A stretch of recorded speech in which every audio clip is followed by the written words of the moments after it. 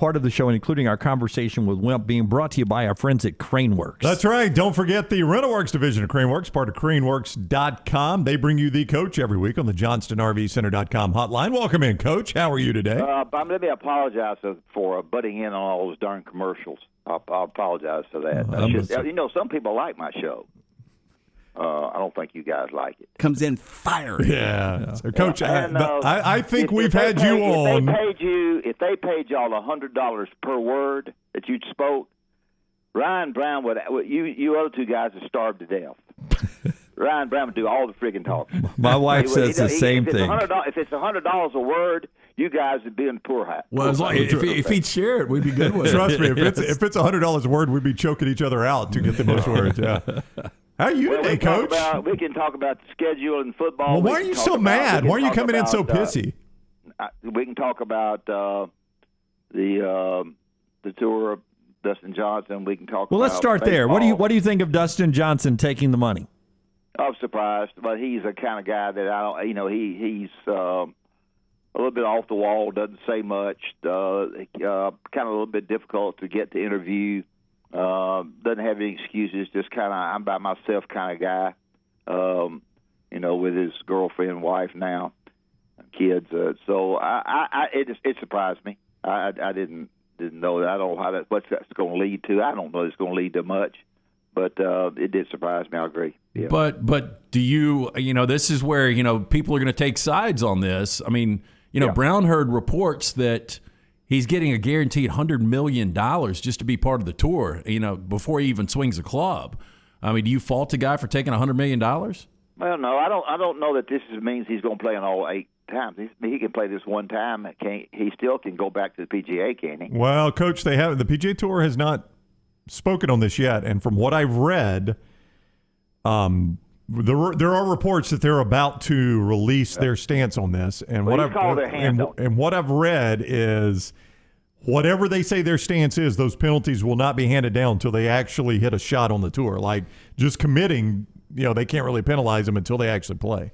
Yeah. Well, I just think that we'll wait and see, but I don't know that means he's going to play on all 8 times. But if he plays the one time, they're going to have to make a commitment, not a commitment, but say something to PGA is whether this can continue to do that. If they say okay, then there may be more in place since Dustin's kind of led the way. Phil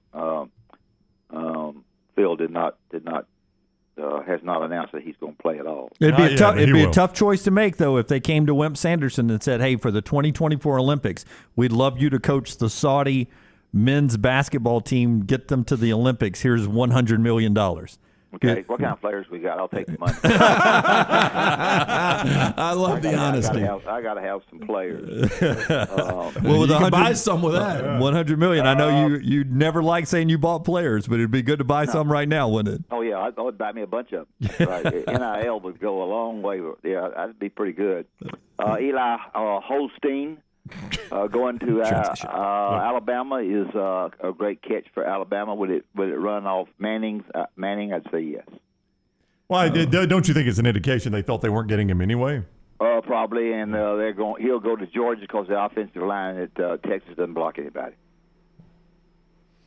I would say that. I wouldn't say he's automatic going to Georgia. Okay. I'd leave. I didn't ask you to say it. Yeah. I just said it. You don't have to agree with I'd leave the door open for Texas. Okay, that's fine. Now that they're coming to the SEC. Yeah, they don't block anybody. Yeah. No, Arch isn't there yet. By the time he gets there, he may bring 5 linemen with him. All right. Do y'all have some questions to ask me? Anything you want to talk about with me, or you want to cut me off? No, we'd love to ask you some questions. Or you can just ask us questions. If you are an SEC football coach today, yep. and you as a basketball coach, you went to these spring meetings and you were presented a lot of different types of scheduling over the years. Yep. Right now, are you okay if you're an SEC football coach moving to 9 conference games? Nick even hinted 9's not enough. He still wants 10 games. But I would stay. If I was at Vanderbilt, Mississippi State, I'd stay with 8. If I was the Alabamas or the Georgias, probably go to 9. The 8 tells you that you only have one common opponent each, and the Alabamas would be Auburn. You have 7 other teams that rotate. Right. If you go to the 9, you have 3 that you play, and you keep those 3 permanently. We won't argue about what those 3 might be. and then the other 6 would rotate. But for people who've never gone to these meetings, Wimp, the coaches they ask your opinion, but do you guys really have any power? Do you guys just vote and you discuss? They'll come up with at least what they're feeling. Now, if you go with 8, your chances of the Vanderbilts and Mississippi States getting non-conference wins are much better. Give them 6 wins, gives them a chance to go to a bowl, and that's the big key there to the 8. You get to play somebody they can beat if they can't beat other people. If you go to the 9, and those teams like that will be 88 and out the gate. The 9 is better for the fans because it's a better game for the fans, but 8 is also important to some of the coaches who are coaching in both East and West. The coach, Wimp Sanderson, with us on the JohnsonRVCenter.com hotline. He's presented each week by the Rental Works division of Crane Works.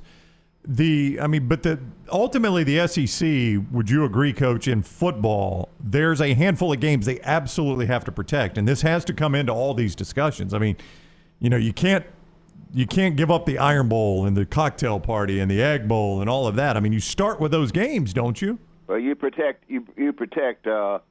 only one team, one game, and you got to decide if you're going to go down to the one game. We can sit here easy to say Alabama plays Auburn, and Texas A&M plays Texas. Yeah, but in doing that, you lose Texas, Oklahoma, you lose Auburn, Georgia. I mean, those are good games we want to see as fans. So that's why. I have no idea how the vote will go, but there will be more people, some coaches that will vote for the 8. They just think they have a better chance of keeping their jobs and doing what they're doing. So I don't know. I have no idea. So I'm not going to get on here and tell you all one way or the other because I don't know the answer to that. But rotating schedule is pretty interesting. Of course, they have in basketball, which doesn't really matter now. They have 5 that they do that with. And that means 10 of the 18 games are played against those 10 teams. Coach, the other or one of the other big stories, obviously the feud between Jimbo Fisher and Nick Saban. I can only imagine how awkward it is between those two when they first glanced at each other. Right. Take us back in the day. Was there ever, before social media, was there a feud between a couple of basketball coaches that we never knew about? Well, I guess probably Dale Brown always had a feud with him about something because he accused Richard Williams paying $25,000 for a guy that Richard didn't get. It was a bad investment. Dale got him. I forget his name. He's a real great player. But anyway, we had and yesterday, Jimbo is sort of the spokesman. Was supposed to be this year. They put a guy there, so he set away from everybody. Thought that was something. What you do is you go alphabetical order: Alabama, Auburn, Arkansas, and all the way down the line. That's where you seat them. But he was moved across from everybody because of he's supposed to be the guy that's sort of in charge of things. So. There was a lot of arguing, the stuff that they won't talk about when they get out on a individual basis to talk to the media, and there was a lot of laughter about stuff that came up and is coming up. The problem that you have with the transfer portal, and this is that you end up with a guy that you pay for. Hey, he doesn't play very good. You're still paying him money. He ain't playing worth a hoot. The head coach doesn't call him in, but the assistant coach calls him in and says, "Look, Jack, we're going to put you in the transfer portal. You're not playing." So that happens for the assistant coach, and so that guy that you paid for was not what you thought he was, and we miss him recruiting all the time. And then there's the next guy who comes up and says, "Crap, I play better than anybody on offensive line, defensive line. I'm the best lineman here." And y'all not giving me anything. I'm going to put my name in the transfer portal. So you have it 2 ways of it, if you understand that. That's good talk there. I do. Hey, tonight the match. Will you watch Rodgers and Brady versus Mahomes and Allen tonight on TNT? That's tonight? Yeah, I think tonight? So. I didn't know it. That's good. They publicized this well then. Either I'm wrong or you guys are off the loop. I think it's tonight. TNT coverage starts at 5:30. Is it on your viewing menu, Rocky? No, but it is on. I didn't put it on. I think it's on, TNT or USA, something like that. Yeah, Aaron Rodgers and Tom Brady versus Patrick Mahomes and Josh Allen. I didn't think the odds for a hole-in-one were very high. In Vegas, you bet on this. 100-1 is betting odds that somebody gets a hole-in-one.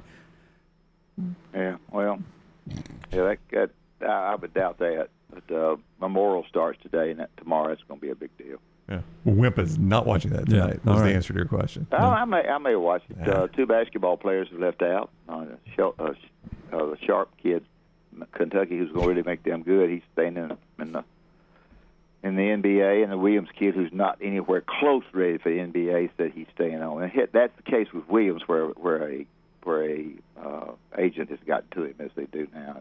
Yeah, you were talking about the end of the NBA draft deadline is tonight as well. So some people are staying, some people are going, and should be interesting to see if anybody else pops out of that thing.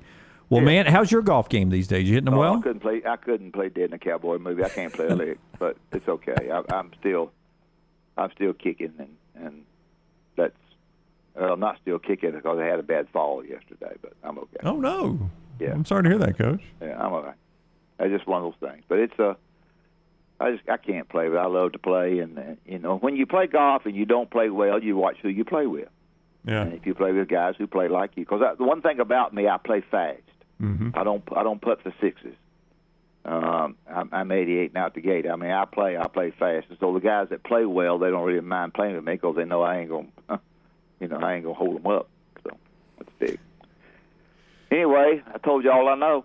All right. Well, the Coach Wimp Sanderson, presented each week by our friends at the Rental Works division of Crane Works, Coach. Well, David Upton, I appreciate Crane Works having me on, and Rental Works is terrific. Whether you have an at-home project coming up or a corporate construction job, you need to check out Rental Works. They're the very best. They're a division of Crane Works, and you can get on craneworks.com and look at anything you need to find out. They're great people, and I appreciate them having me on. Y'all have a good day, and I will talk to you next Wednesday. All right. Love you, Coach.